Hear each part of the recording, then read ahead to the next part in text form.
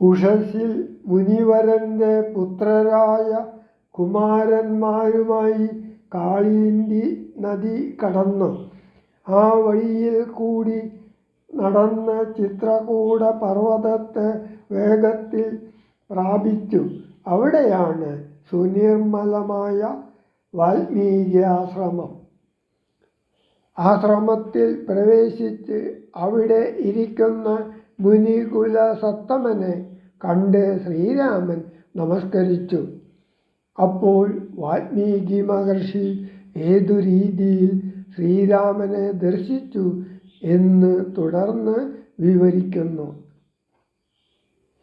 വാൽമീകി മഹർഷി ആനന്ദബാഷ്പം ചൊരിഞ്ഞു. ആശ്രമത്തിലെത്തിച്ചേർന്ന ശ്രീരാമനെ വാൽമീകി യഥോചിതം സൽക്കരിക്കുന്നു. പരമാനന്ദ വിഗ്രഹവും കാരുണ്യപീയൂഷ സാഗരവുമായ ശ്രീരാമനെ ഭക്തിപൂർവം അർഘ്യപാദ്യാദികൾ കൊണ്ട് പൂജിച്ചിട്ട് പക്വ മധുര മധു ഫല മൂലങ്ങൾ വാൽമീകി മഹർഷി ഭോജനാർത്ഥം നിവേദിച്ചു. വാൽമീക്യാശ്രമപ്രവേശം. ഉത്ഥാനവും ചെയ്തുഷസി മുനീവര പുത്രരായുള്ള കുമാരകന്മാരുമായി ഉത്തമയായ കാളിന്തി നദിയെയും ഉത്തീര്യ താപസാദിഷ്ടമാർഗേണ പോയി ചിത്രകൂടാദ്രിയെ പ്രാപിച്ചിതു ജവാൽ.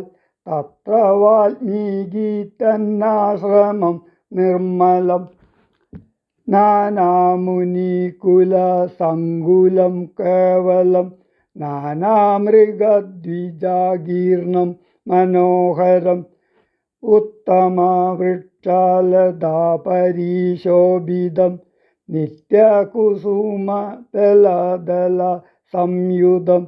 തത്ര ഗത്വാ സമാസീനം മുനികുല സത്തമം ദൃഷ്ട്വാ നമസ്കരിച്ചിടിനാൻ.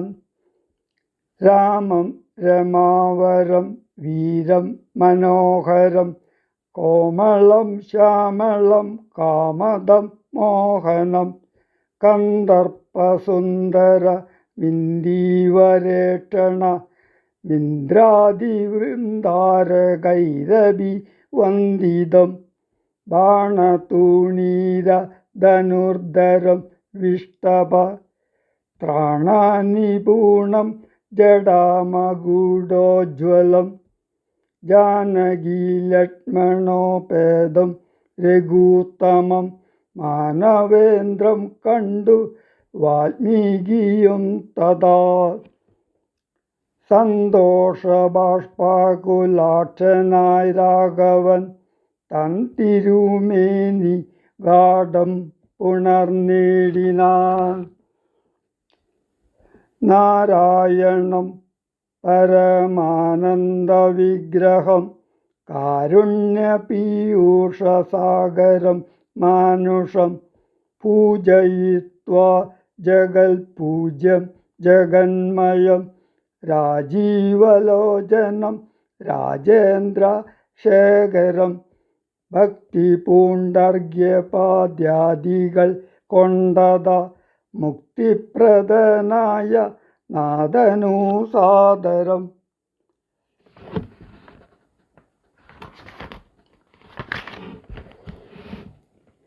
പക്വ മധുര മധുഫലമൂലങ്ങൾ